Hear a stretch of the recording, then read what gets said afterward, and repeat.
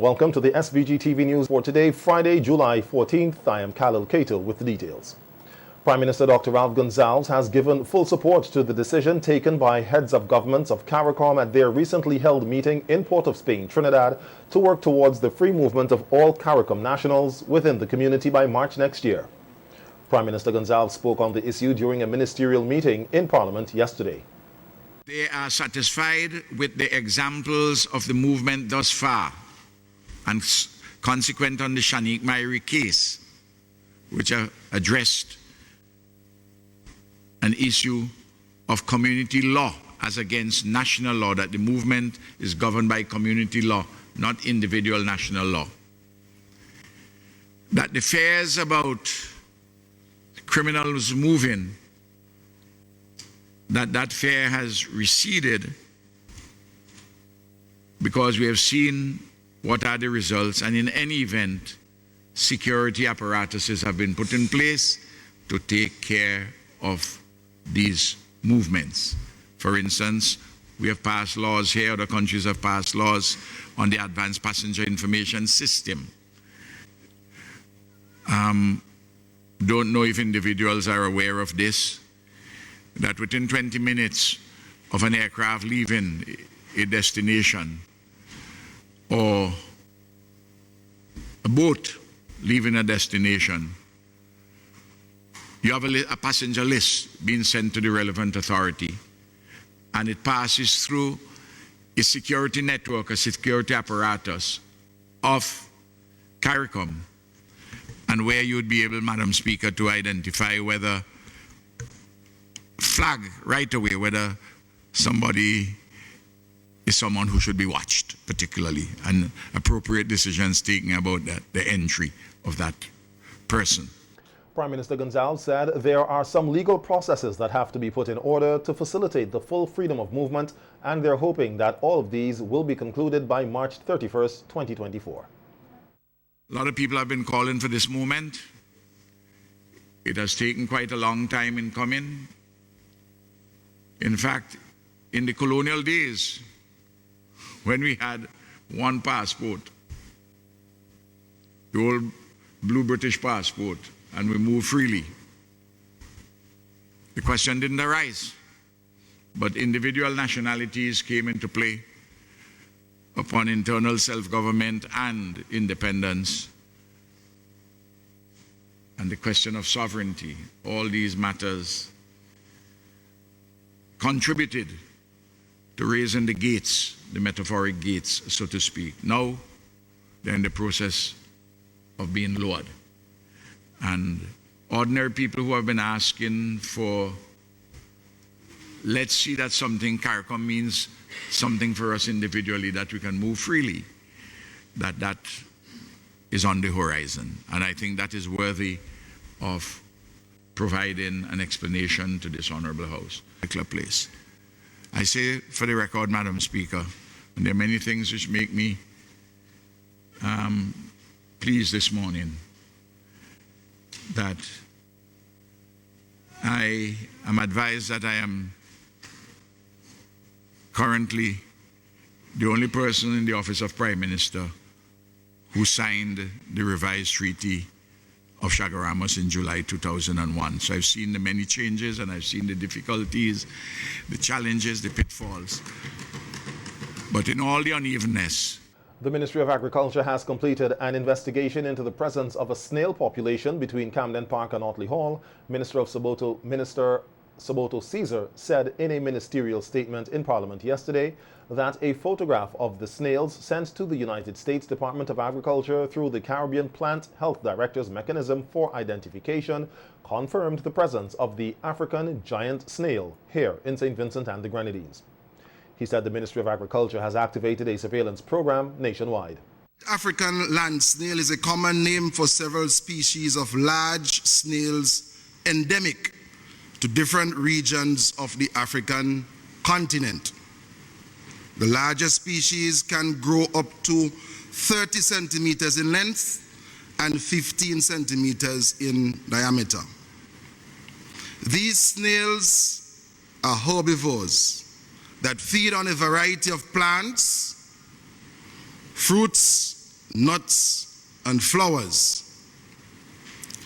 They can also eat smaller invertebrates to satisfy their calcium and protein requirements. In regions where calcium carbonate, lime-based material are used in construction, these snails have been known to consume portions of the exterior walls in search of calcium, potentially impacting physical infrastructure in urban and suburban areas. Giant African snails propagate at a very fast rate once they infest a suitable habitat. These snails multiply quickly. Each mature snail can lay up to 1,200 eggs per year and have few natural enemies to curb population numbers. As such, they present a risk of exponential expansion once they gain a foothold in a new region. Noting that the snails thrive in tropical and subtropical climates and are believed to have been introduced to the Caribbean in the 19th century through the plant trade and have since infested several territories, Minister Caesar said it is difficult to estimate when the snails were first introduced to SVG and by what means. However, continued monitoring of the affected areas and neighboring regions may provide additional context as the investigation continues. The giant African snail poses a severe threat to agriculture in the Caribbean. It consumes a wide range of crops, including fruits, vegetables, and ornamentals. The giant African snail also presents public health concerns to individuals in the affected areas. It can serve as an intermediate host for parasitic worms. The USDA officials confirmed on Monday the 10th of July 2023 that the snails currently being collected in the affected areas are indeed the giant African snails. With this confirmation, the Ministry of Agriculture, Forestry, Fisheries, Rural Transformation, Industry and Labor can now officially declare the giant African snail to be a pest locally. Local incidents. The first report of the snails came on the 29th of June 2023 from the Camden Park and Kittels area, and it remains the region most heavily infested with the snails. On the 11th of July 2023, snails were confirmed present on the premises of the Otley Hall Marina. Despite ongoing surveillance in the surrounding areas, no additional spread of the infestation has to date been observed. Officers from the Plant Protection and Quarantine Department, which has been fulfilling the lead role in the ministry's surveillance and removal efforts, reported on the 7th of July to the Cabinet that a total of 1,000 snails had been removed from the affected areas. By the 9th of July, the department updated this number to 4,000. In terms of control measures, Minister Caesar said territories in the Caribbean have implemented various strategies to control and manage the infestation by the giant African snail, which collectively formed a best practice for the region. While congratulating teachers, principals, parents, communities, and students themselves on the 2023 CPEA results, Prime Minister Dr. Ralph Gonsalves said there is a need for an analysis in all the various schools so that the results can be properly examined, as there are some areas of weaknesses that must be addressed. There's some unevenness in the performance of some schools, and there are some weaknesses in some subject areas, and I think one can identify, for example, in mathematics. So we have more work to do, even while we are doing pretty good work. And that is how I think we should approach this.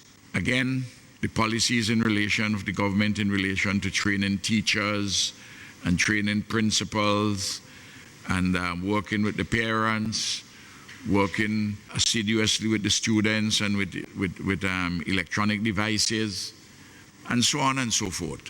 Madam Speaker, there are persons who may be surprised that you would have a class of 15 students, and you have 2 teachers to that grade 6 class, you know. Sometimes you have 3 teachers, specialist math teacher, specialist English teacher, and other teachers. I want,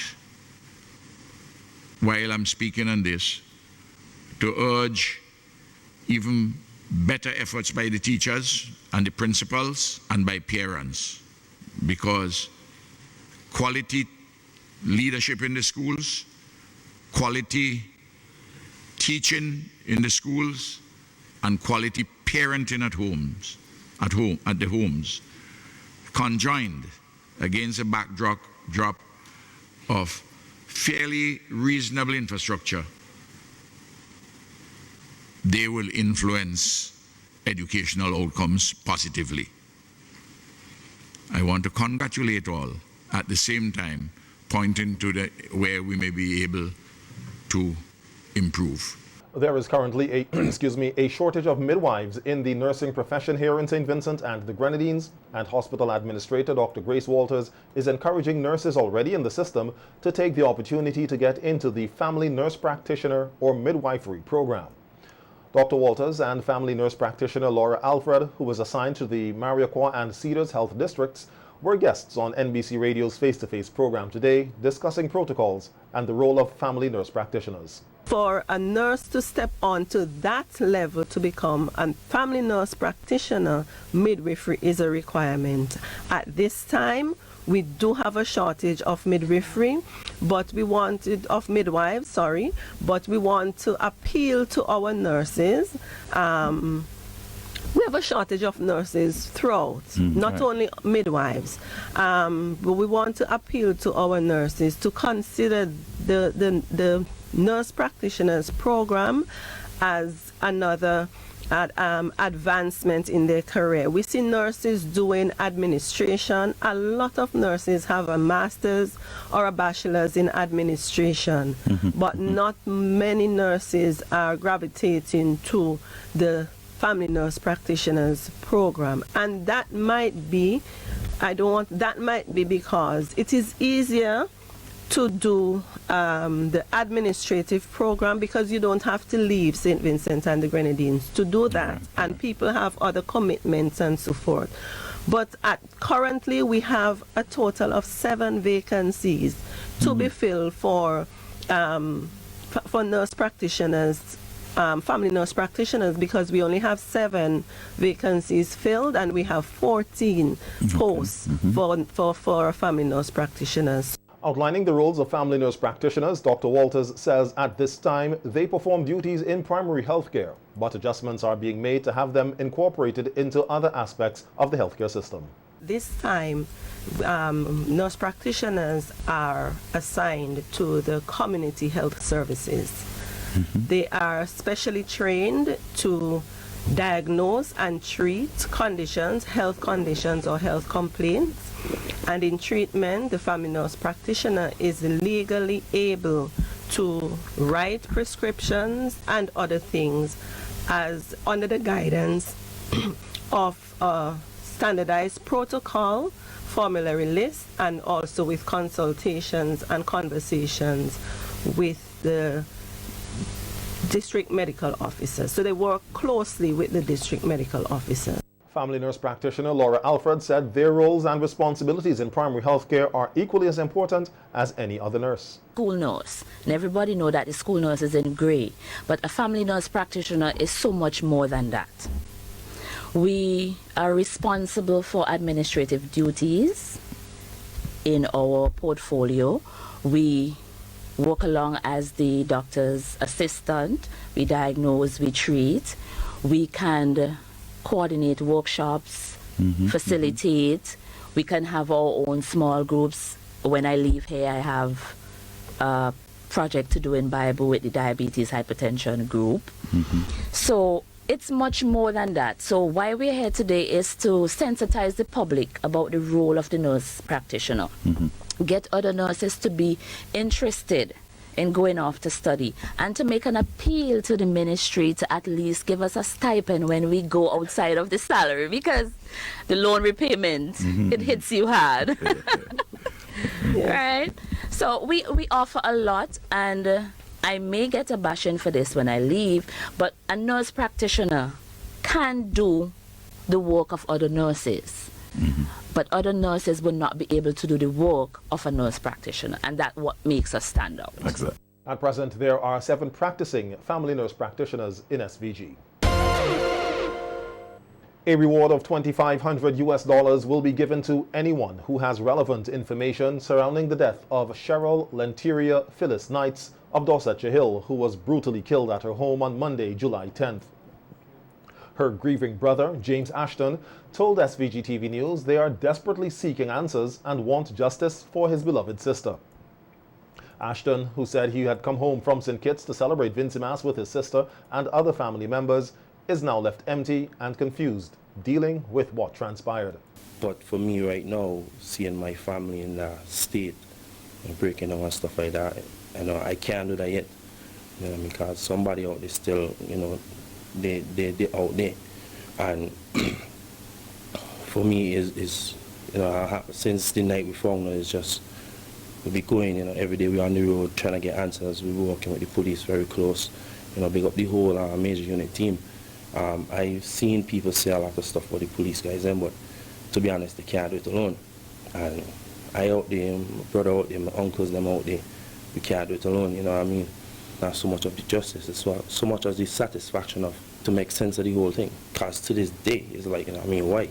It's not the first time we've been exposed to violence. 17 years ago, my mom was shot and we were robbed down at Sign Hill.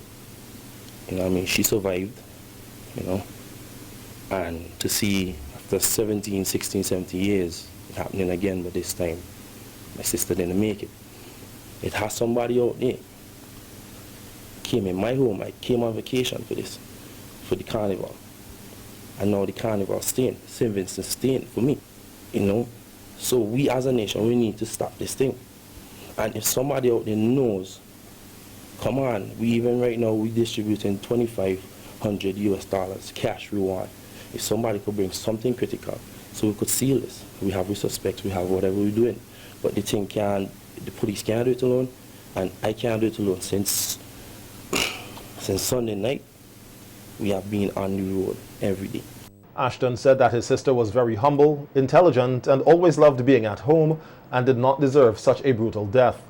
He added that she was his best friend and that his favorite memories of her are during the Christmas seasons. He kept to herself a lot. Most time, my sister loved sleeping, so you know, her favorite place would be home. You know what I mean? You know, she was, you know, she enjoyed herself. You know, she loved, you know, she's zest and them kind of stuff. You know what I mean? And everybody who knows her would say most times you either see she by yourself or, you know, with your best friend or with your brother. You know what I mean? You're never in any kind of trouble, and if there was trouble, you know what I mean, I was there. You know what I mean? We 4 years apart, you know, grew up together. You know, I remember when she first came home, everything, you know what I mean? Changing pampers, you know, covering for she and stuff. So my sister was, for me, she was an amazing woman. The best memories would always be around Christmas time. Yeah, I mean, every kid go through it. You know, we would request certain gifts beforehand and we'll make sure to do good in school. She was always excel in school, you know what I mean? And, you know, aunt used to always buy us the gift, hide the gift.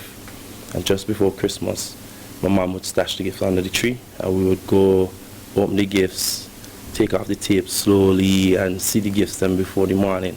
And then, you know, we done picture how the gifts them was and then we put them back exactly how they was, if it was lean up and they're just precise. You know, so for me, those memories around Christmas time was always a good one. Ashton is appealing to males to stop the violence against women and for women to stop pulling each other down and instead stand up together to fight against the social ills in society. I've posted stuff and I've been on social media, you know what I mean? And to see some of the remarks people make and to see that it coming from women, I have not had a male message me and give me the kind of energy that women would be giving me. And we in Vinci, we're so exposed to violence to women. You know what I mean? If a woman tells me no, it's no. If she's not into you, she's not into you. We need to accept that. I've been there before. Each man I've been there before. it shows a side of weakness that when you get struck down or whatever happening, and everybody talking, but they gotta talk. But we know what's going on. We have been working steadily with the police. You know, that is why certain things can't come out, some things can't be said. The case is still on. You know, and we need to stop this mentality. Let the women them express themselves. If they want to dress how they want to dress, the life they want to live. We can't keep accepting what's happening to women, and the funny thing is women bringing down women. And for me, SVG, Vinci, always one. For me, it don't even feel like a home anymore. I don't even want to be here. My family don't want to be here. We don't even looking at coming back here. Police say the chopping incident, which resulted in the death of Knights at about 12:15 a.m. on Carnival Monday, is still under investigation. Anyone with information that can assist the police with the investigation is encouraged to call 999 or 911 or the officer in charge of the Criminal Investigations Department at telephone number 456-1810 or any police station or police officer you are comfortable speaking with.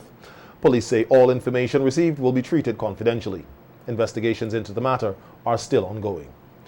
And the circumstances surrounding the death of Ronald DeShong, a 21-year-old resident of Gibson Corner, has triggered an investigation by the traffic branch of the Royal St. Vincent and the Grenadines Police Force.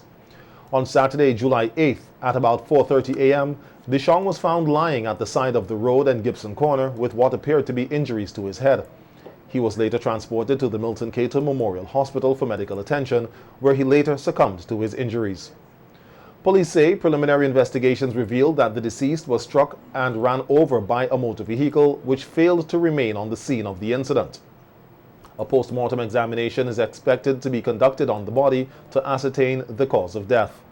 Members of the public who have information that can help with the investigation are encouraged to call 911 or 999 or contact the traffic branch at telephone number 457-1211, extensions 4882, 4883, or 4884.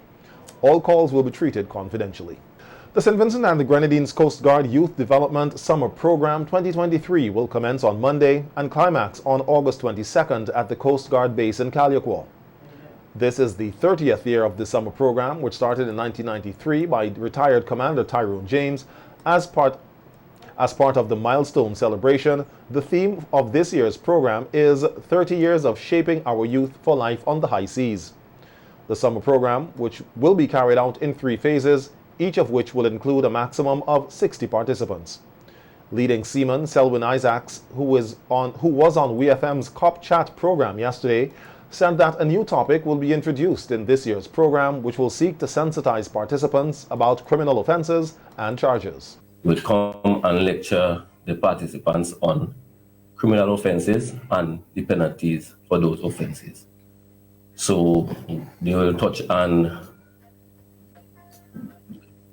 criminal offenses which includes guns and ammunition, drugs. So it's a way to deter the young persons or any persons in St. Vincent and Grenadines to adhere to these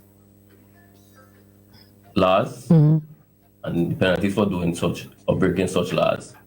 So I think it's very important to teach the kids about this. On the 30th anniversary celebration, able-bodied seaman Amberly Caesar outlined the number of activities which will be held during the month of August. We have some activities planned. One of these activities would be a church parade, whereby we're hoping to have it on the 6th of August, I think. I stand to be corrected, whereby we'll go to the Anglican Church in Julyc, and we're hoping to have participants from phase 1 and phase 2 to take part in that church parade. We also have some community projects planned for this year, whereby each phase would do a project. So one phase would be tasked with going to an elderly home within the area and, just assisting the elderly, whether by cutting nails, combing a little hair, We have the Feed the Homeless. We'll take them in town and, just give out some food. And we also have a visit to the elderly home as well. The dates for the Coast Guard Summer Program are Phase 1, July 17th to 24th, Phase 2, July 31st to August 9th, and Phase 3, August 14th to 22nd. There will also be a sports day on August 24th, in which participants from all three phases will come together. This will be followed by a closing ceremony on August 26th. Local businesses are being urged to capitalize on the opportunity to access funding through the Accelerator Interest-Free Loans Program of the Eastern Caribbean Green Entrepreneurship Initiative. The Center for Enterprise Development, Incorporated, CED, local business support organization of the initiative, says that due to demands throughout the region, the deadline for applications has been extended to next Monday, July 17th at 11:59 p.m., and therefore gives businesses that may have missed the initial deadline the opportunity to submit their applications. This initiative's Accelerator program targets high-potential green enterprises in their growth stage. It provides access to capital up to $50,000 in interest-free loans, investment opportunities, and continued learning, which helps scale these businesses to maximize profitability, and impact. The program is part of a broader effort to foster a vibrant ecosystem of green entrepreneurship in the Eastern Caribbean, one that can drive economic growth while advancing environmental sustainability and social inclusiveness. In April, local businessman Ricardo Boson, owner of Julyc Inc., was announced as one of 2 green entrepreneurs across participating OECS states awarded interest-free loans. Julyc is a solar service business that provides installation, financing, and monitoring for all solar PV products. The CED said it is hoping that more Vincentian businesses will succeed in securing one of the interest-free loans, as awardees are being selected from a competitive pool of applicants to receive funding and support to grow their businesses and continue to contribute to the region's sustainable development. The Eastern Caribbean Green Entrepreneurship Initiative is funded by the Qatar Fund for Development and implemented by the Global Green Growth Institute in partnership with the Organization of Eastern Caribbean States. This regional program aims to foster and facilitate the development, establishment, and growth of innovative green enterprises in 6 protocol OECS member states, namely Antigua, Barbuda, Dominica, Grenada, St. Kitts and Nevis, St. Lucia, and St. Vincent and the Grenadines.